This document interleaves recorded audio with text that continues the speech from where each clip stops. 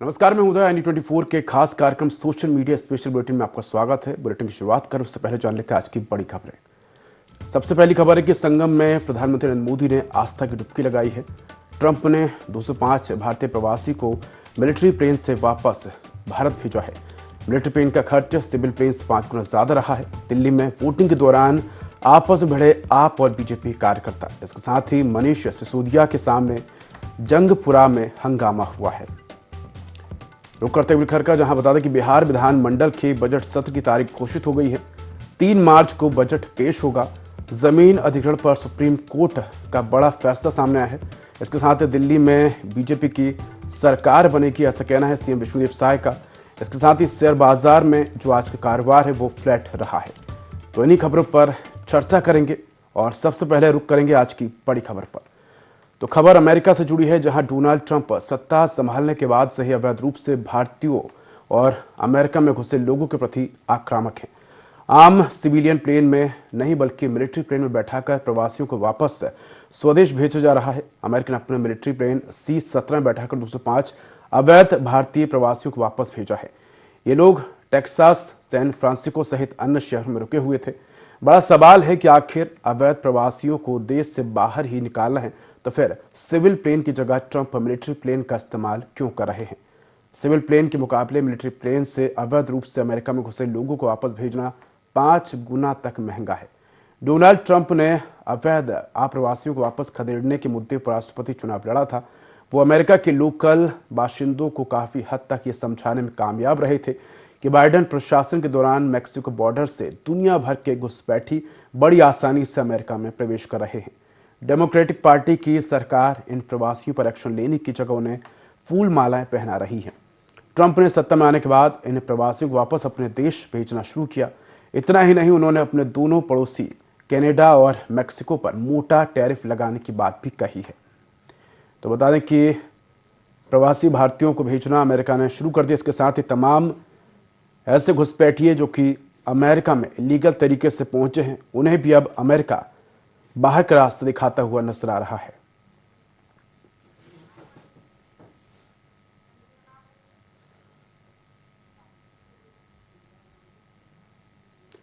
दिल्ली विधानसभा की 70 सीटों के लिए दोपहर 1 बजे तक 33.31% वोटिंग हो चुकी है।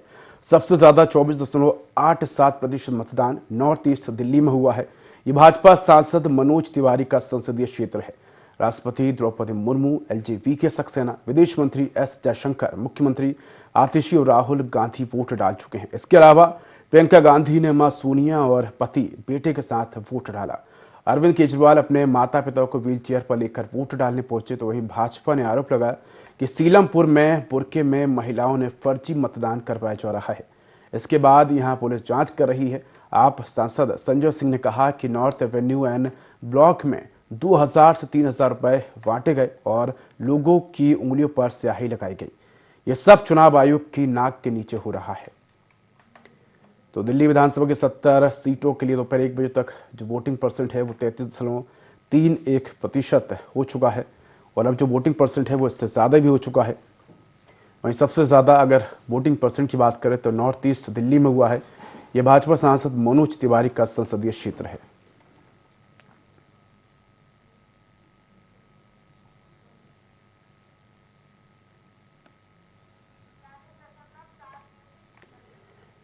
तो अभी तक आपको बता दें कि 3 बजे तक का जो वोटिंग परसेंट सामने आया वो 46% से ज़्यादा रहा है।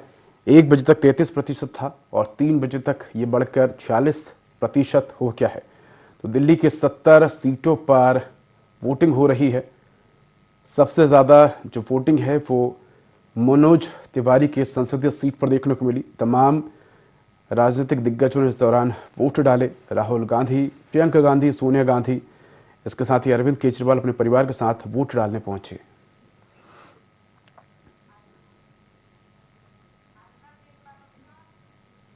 तो दिल्ली की 70 सीटों पर मतदान जारी है। 699 उम्मीदवारों की किस्मत का फैसला आज होगा। तो तमाम जनप्रतिनिधि वोट डालने पहुंचे हैं। तमाम लोगों में वोटिंग को लेकर भारी उत्साह देखा जा रहा है। सुरक्षा व्यवस्था भी की गई है।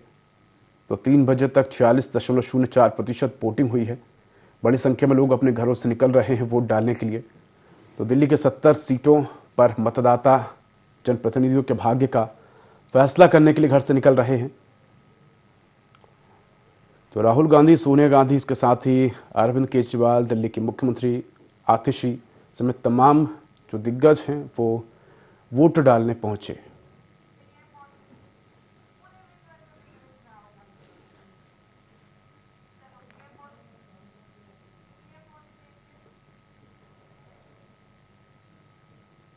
महाकुंभ का आज 24वां दिन है। प्रधानमंत्री नरेंद्र मोदी ने महाकुंभ में आस्था की डुबकी लगाई।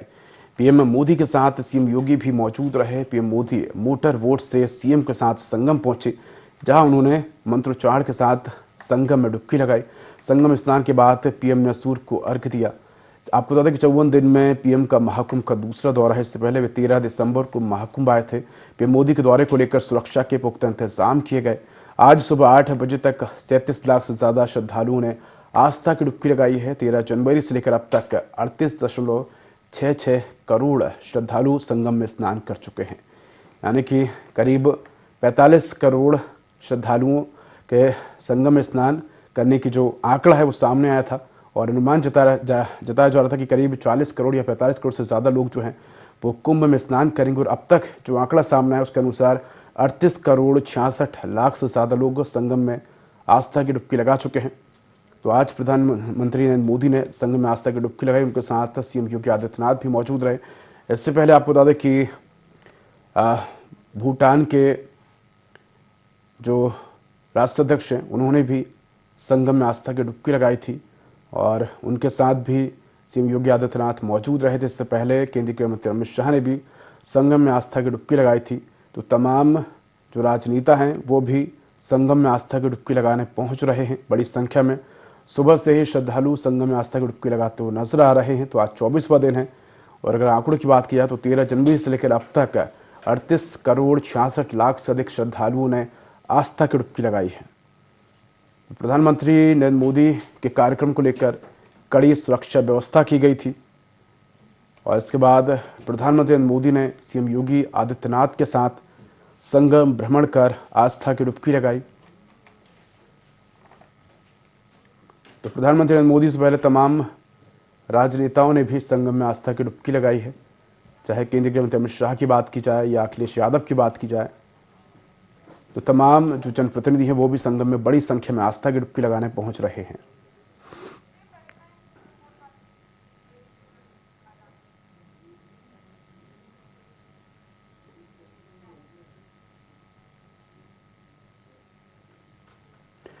देश की शीर्ष अदालत ने किसानों की जमीन अधिग्रहण को लेकर बड़ा फैसला सुनाया है। सुप्रीम कोर्ट ने एक फैसले में कहा कि राष्ट्रीय राजमार्ग प्राधिकरण अधिनियम के तहत जिन किसानों की जमीन अधिग्रहित की गई थी उन्हें मुआवजा एवं ब्याज पूर्व की तिथि से ही लागू होगा।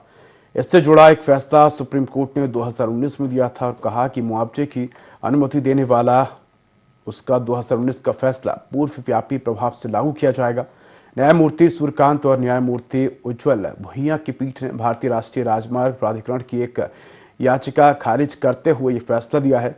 NHAI ने अपनी याचिका में 19 सितंबर 2019 के उच्चतम न्यायालय के फैसले को भविष्य में लागू करने की मांग की थी। प्राधिकरण ने उन मामलों को दोबारा खोलने पर रोक लगाने की मांग भी की थी जहां भूमि अधिग्रहण की कार्यवाही पूरी हो चुकी थी और मुआवजे का अंतिम निर्धारण हो चुका था।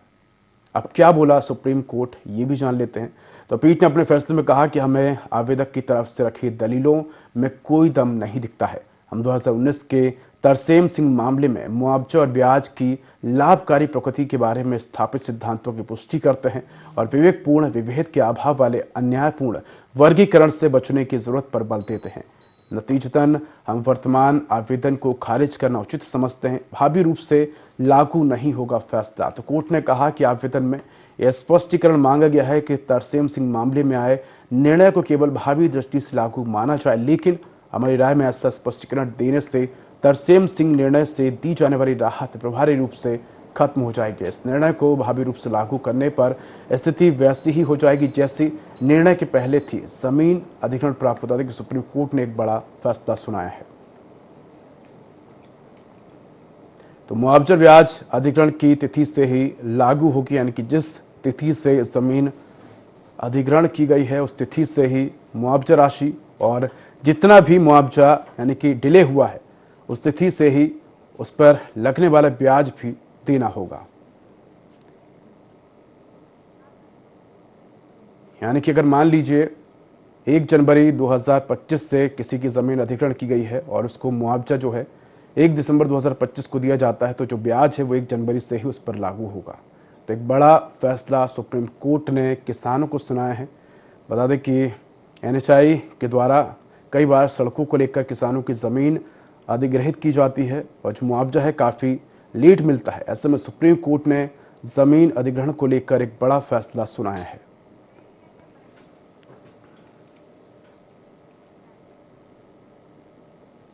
खबर रायपुर से है, जस्टिस विष्णुदेव साय का बयान सामने है। बता दें कि दिल्ली विधानसभा चुनाव को लेकर मुख्यमंत्री ने कहा कि निश्चित रूप पर भारतीय जनता पार्टी की सरकार बनेगी। अरविंद केजरीवाल के 10 साल के छल को जनता जान चुकी है। भाजपा के लिए जनता का विश्वास बढ़ा है। मोदी जी के काम को जनता ने देखा है। सीएम विष्णुदेव साय ने कांग्रेस के घोषणा पत्र को कॉपी पेस्ट बताया। कांग्रेस पर निशाना साधते हुए अटल संकल्प पत्र का कॉपी पेस्ट बताया है और उन्होंने कहा कि कांग्रेस ने कॉपी पेस्ट किया है। कांग्रेस ने पिछली बार हुए नगर निकाय चुनाव का वादा पूरा नहीं किया था। तो बता दें कि दिल्ली के 70 विधानसभा सीटों पर वोटिंग जारी है और वोटिंग को लेकर मुख्यमंत्री विष्णुदेव साय का बयान सामने है। उन्होंने कहा कि दिल्ली विधानसभा चुनाव को लेकर उन्होंने बड़ी बात करते हुए कहा कि निश्चित रूप से भारतीय जनता पार्टी की सरकार बनेगी। इसके साथ ही उन्होंने अरविंद केजरीवाल और कांग्रेस पर भी निशाना साधा। उन्होंने कहा कि अरविंद केजरीवाल के 10 साल के छल को जनता जान चुकी है। भाजपा के लिए जनता का विश्वास बढ़ा है। मोदी जी के काम को जनता ने देखा है। सीएम विष्णुदेव साय ने कांग्रेस के घोषणा पत्र को कॉपी पेस्ट बताया। कांग्रेस पर निशाना साधते हुए कहा कि अटल संकल्प पत्र का कॉपी पेस्ट कांग्रेस ने किया है। कांग्रेस ने पिछली बार हुए नगरीय निकाय चुनाव का वादा पूरा नहीं किया था। तो दिल्ली विधानसभा की 70 सीटों पर मतदान जारी है। बता दें कि दोपहर 3 बजे तक जो वोटिंग परसेंट है वो लगभग 38% तक हुआ है और दिल्ली चुनाव में जीत का दावा मुख्यमंत्री विष्णुदेव साय ने किया है।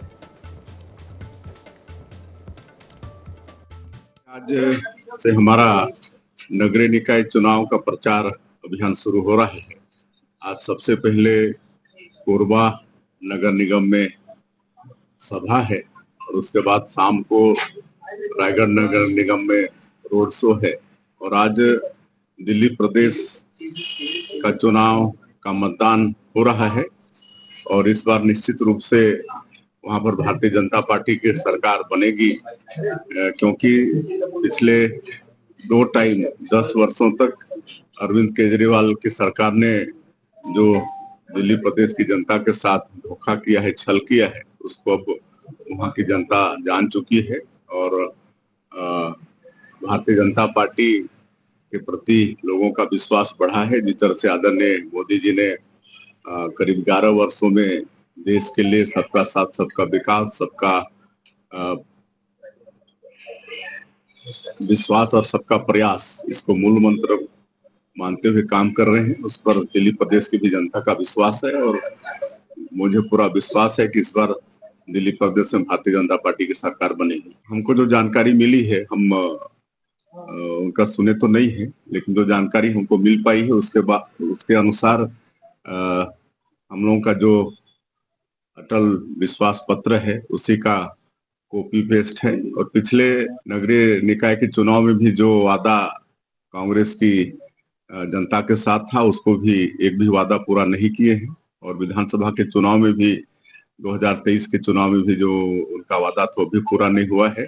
इस तरह से छत्तीसगढ़ की जनता का विश्वास कांग्रेस पार्टी बिल्कुल हो चुकी है, अब उनको सफलता नहीं मिलने वाली।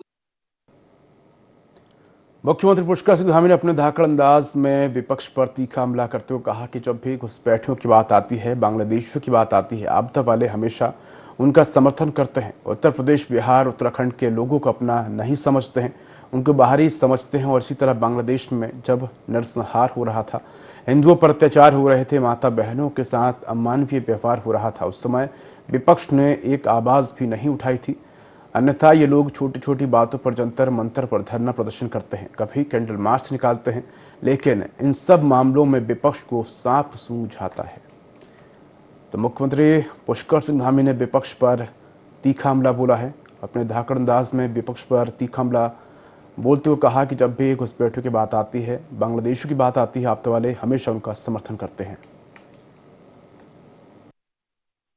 निश्चित रूप से देखिए, जब भी घुसपैठियों की बात आती है, बांग्लादेशियों की बात आती है, तो आपदा वाले जो है हमेशा उनका समर्थन करते हैं, उनको प्रोटेक्शन देते हैं। और उत्तर प्रदेश, बिहार, उत्तराखंड के लोगों को वो जो है अपना नहीं समझते, उनको बाहरी समझते हैं, उनके साथ दोगलेपन का व्यवहार करते हैं। और इसी प्रकार बांग्लादेश में जब नरसंहार हो रहा था, वहाँ हिंदुओं पर तमाम तरह से अत्याचार, अमानवीय व्यवहार हो रहा था, माताओं बहनों के साथ हर प्रकार से अन्याय हो रहा था। इन्होंने एक आवाज भी किसी ने नहीं उठाई। अन्यथा ये लोग छोटी छोटी बातों पर जंतर मंतर पर धरना करते हैं, कभी कैंडल मार्च निकालते हैं, लेकिन इस मामले में इनको पूरी तरह से सांप सूख गया। उत्तराखंड की स्थायी राजधानी गैरसैंण को बनाने को लेकर हमेशा से सवाल उठते आए हैं। एक बार फिर कांग्रेस ने सरकार पर निशाना साधते हुए कहा कि गैरसैंण में स्थायी राजधानी बनाने के भाजपा कभी भी गंभीर नहीं रही है। भाजपा ने अपने 2017 के घोषणा पत्र में 100 दिन में राजधानी बनाने की बात कही थी, लेकिन भाजपा सरकार के दूसरे कार्यकाल भी बीतने को है, लेकिन अभी तक सरकार ने कोई फैसला नहीं लिया है। अभी तक जो वहां काम हुए हैं वहां सब कांग्रेस के कार्यकाल में हुए हैं। तो एक बार फिर से कांग्रेस ने सरकार पर निशाना साधा है। गैरसैंण को राजधानी बनाने पर सियासत देखने को मिल रही है। तो उत्तराखंड की स्थायी राजधानी गैरसैंण को बनाने को लेकर कांग्रेस ने सरकार पर निशाना साधा है। कांग्रेस ने निशाना साधते हुए कहा कि गैरसैंण में स्थायी राजधानी बनाने के भाजपा कभी भी गंभीर नहीं रही है।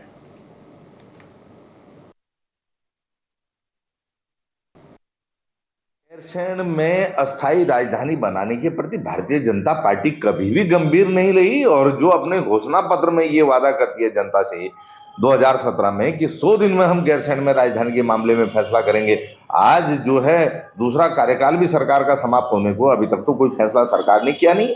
गैरसैंण में जो भी दिव्य भव्य विधानसभा का भवन आप देख रहे हैं, जो भी अवस्थापना विकास के काम किए वो कांग्रेस की सरकार में हुए हैं। भाजपा सरकार तो उस पर आगे बढ़ी नहीं। तो भाजपा गैरसैंण को लेकर के बिल्कुल जो है नकारात्मक रवैया अपनाए हुए है। अगर ये चाहते तो आज तक गैरसैंण राजधानी घोषित हो चुकी होती। और भाजपा सरकार से अब जनता को उम्मीद भी नहीं है कि वो गैरसैंण पर आगे बढ़ेंगे। इसीलिए जो है सरकार जब मीडिया सवाल करती है, जनता सवाल करती है, तो सवालों से बचने के लिए इस प्रकार की बातें करते हैं। लेकिन अगर गंभीरता होती तो क्या दिक्कत थी, बताना चाहिए ना। डबल इंजन की सरकार है। रिजर्व बैंक ऑफ इंडिया यानी कि आरबीआई की मॉनेटरी पॉलिसी कमेटी एमपीसी की मीटिंग आज यानी कि 5 फरवरी से शुरू हो रही है। यह 3 दिवसीय मीटिंग 7 फरवरी तक चलेगी। आरबीआई गवर्नर संजय मल्होत्रा की अध्यक्षता वाली इस मीटिंग में ब्याज दर पर फैसला लिया जाएगा। यह इनकी अध्यक्षता में पहली मीटिंग होगी। आरबीआई ने फरवरी 2023 में रेपो रेट को 6.5% पर अपरिवर्तित रखा है। बैंक ऑफ अमेरिका सिक्योरिटीज यानी कि बोफायस इंडिया के अर्थशास्त्री को उम्मीद है कि आरबीआई इस मीटिंग में रेपो रेट 0.25% घटाकर 6.25% कर देगा। आखिरी बार फरवरी 2023 में बता दें कि बदलाव हुआ था और मॉनेटरी पॉलिसी कमेटी की पिछली मीटिंग दिसंबर में हुई थी, जिसमें कमेटी ने लगातार 11 बार दरों में बदलाव नहीं किया था। तो आरबीआई ने आखिरी बार फरवरी 2023 में दरें कम की थी और एक बार फिर से उम्मीद जताई जा रही है कि इस बार की मीटिंग में जो ब्याज दरें हैं वो कम हो सकती हैं, जिससे लोगों की परचेसिंग पावर बढ़ेगी। इसके साथ ही जो लोगों की ईएमआई है उसमें भी कमी देखने को मिलेगी।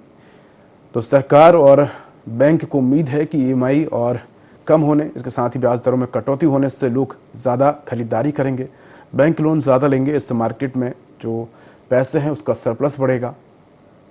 तो रिजर्व बैंक ब्याज दरें कुछ कम करता है तो आम लोगों पर ईएमआई का बोझ कम होगा, इससे अतिरिक्त बचत होगी। एक्सपर्ट्स के अनुसार आरबीआई रेपो रेट में साल चरणबद्ध तरीके से 1% तक कटौती कर सकता है। इससे 2025 के आखिरी तक रेपो रेट को 5.50% के स्तर पर लाया जा सकता है। तो साथ ही कैश रिजर्व रेशो 0.50% घटाकर या खुले बाजार से बॉन्ड खरीदकर भी आरबीआई बैंकिंग सिस्टम में कैश बढ़ा सकता है।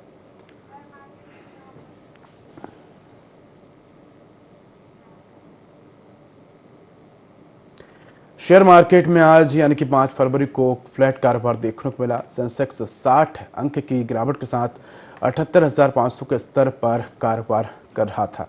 बता दें कि निफ्टी में 20 अंकों की तेजी देखने को मिली। 760 के स्तर पर इसने कारोबार किया। वहीं BSE स्मॉल कैप 650 अंक से ज़्यादा की तेजी के साथ 50,480 के स्तर पर कारोबार किया। सेंसेक्स के 30 शेयरों में से 18 में गिरावट और 12 में तेजी देखने को मिली। निफ्टी के 50 शेयरों में से 26 में तेजी और 24 में गिरावट रही। बता दें कि NSE सेक्टोरल इंडेक्स में रियलिटी, FMCG और रियलिटी सेक्टर गिरावट के साथ कारोबार कर रहे थे। इसके साथ ही बता दें कि सेंसेक्स यानी कि कल 4 फरवरी को 1397 अंक की तेजी के साथ 78,513 के स्तर पर इसने कारोबार किया। निफ्टी में भी 378 अंक की तेजी देखने को मिली थी। ये 23,739 के स्तर पर कारोबार कर बंद हुआ था। तो सेंसेक्स के 30 शेयरों में से 25 में आपको बता दें कि 4 तारीख को तेजी और 5 में गिरावट देखने को मिली थी। हालांकि आज सेंसेक्स में मामूली गिरावट यानी कि 60 अंकों की देखने को मिली। साथ ही निफ्टी में भी मामूली बढ़त देखने को मिली है। तो 20 अंकों की बढ़त, यानी कह सकते हैं कि सेंसेक्स आज फ्लैट रहा और सेंसेक्स में ज़्यादा परिवर्तन देखने को नहीं मिला। तो NSE सेक्टोरल इंडेक्स में FMCG सेक्टर को छोड़कर सभी सेक्टर बढ़त के साथ बंद हुए थे। इसके साथ ही Nifty oil and gas sector में भी तेजी देखने को मिली थी। इसके साथ ही बता दें कि सोने के भाव में भी तेजी देखने को मिल रही है। लगातार सोने के भाव भी बढ़ते हुए नजर आ रहे हैं।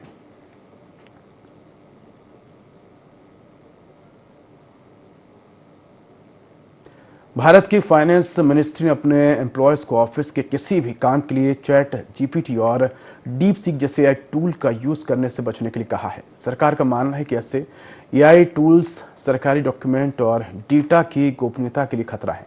इस बात की जानकारी इंटरनल डिपार्टमेंट एडवाइजरी से मिली है। ऑस्ट्रेलिया और इटली जैसे देशों ने भी डेटा सिक्योरिटी जोखिम का हवाला देते हुए डीप सीक के यूज़ पर बैन लगा दिया। इसके साथ ही अमेरिकी संसद ने भी AI के इस्तेमाल पर रोक लगा दी है। इससे पहले भी आपको बता दें कि अमेरिकी संसद ने चैट GPT पर रोक लगाई थी और इसके बाद अमेरिका के AI डीप सेक पर भी रोक लगा दी है। इस एडवाइजरी की रिपोर्ट मंगलवार को सोशल मीडिया पर सामने आई है। इस बीच ओपन AI के चीफ सैम ऑल्टमैन बुधवार को भारत आने वाले हैं, जहां वे IT मिनिस्टर से भी मुलाकात करेंगे। मिनिस्ट्री की 29 जनवरी को जारी एडवाइजरी में कहा गया है कि तय किया गया है कि ऑफिस के कंप्यूटरों और डिवाइसेस में AI टूल्स और AI एप्स जैसे कि चैट GPT, डीप सीक्स आपको बता दें कि इसके साथ ही सरकारी डेटा और डॉक्यूमेंट की गोपनीयता के लिए खतरा है। हालांकि इस मामले पर अब तक भारत की finance ministry, chat GPT parent, open AI और डीप सीक के रिप्रेजेंटेटिव्स की ओर से कोई भी जवाब सामने नहीं आया है। वित्त मंत्रालय के अधिकारियों ने बताया कि यह नोट सही था और इस सप्ताह इंटरनली जारी किया गया था।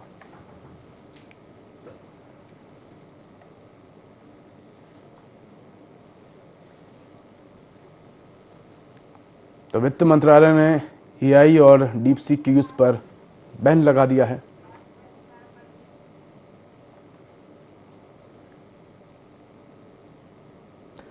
बिहार विधानमंडल का बजट सत्र 28 फरवरी से शुरू होगा और 28 मार्च 2025 तक चलेगा। इस दौरान कुल 21 बैठकें आयोजित की जाएंगी। बिहार विधानसभा चुनाव इसी वर्ष होने वाले हैं। ऐसे में ये बजट सत्र महत्वपूर्ण माना जा रहा है, क्योंकि वर्तमान बिहार सरकार का अंतिम बजट सत्र होगा। विधानसभा और विधान परिषद की ओर से बजट सत्र के सरकार को पहले ही शेड्यूल भेजा गया है, जिसके आधार पर सरकार ने कैबिनेट में इस पर मुहर लगाई है। इसका पूरा शेड्यूल भी सामने आ गया है। बजट सत्र के पहले दिन यानी कि 28 फरवरी को राज्यपाल आरिफ मोहम्मद खान दोनों सदनों के संयुक्त सत्र को संबोधित करेंगे। इस संबोधन में वे NDA सरकार की भावी योजनाओं और अब तक राज्य में किए गए विकास कार्यों की जानकारी देंगे। वहीं 3 मार्च 2025 को उप मुख्यमंत्री सह वित्त मंत्री सम्राट चौधरी द्वारा वर्ष 2025-26 का बजट पेश किया जाएगा। बता दें कि 28 फरवरी से 28 मार्च तक चलने वाले इस सत्र में होली की छुट्टी भी शामिल है। तो आपको बता दें कि बिहार विधानमंडल का बजट सत्र 28 फरवरी से शुरू होगा और 28 मार्च 2025 तक चलेगा। इस दौरान कुल 21 बैठकें आयोजित की जाएंगी।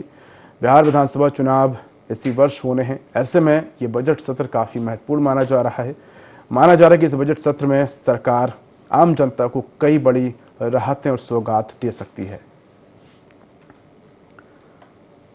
तो बता दें कि वर्तमान बिहार सरकार का यह अंतिम बजट सत्र होगा। विधानसभा और विधान परिषद की ओर से बजट सत्र के सरकार को पहले ही शेड्यूल भेजा गया है। तो फिलहाल इस वीडियो में इतना ही। खबरों को अधिक अपडेट के लिए देखते रहिए IND24। नमस्कार।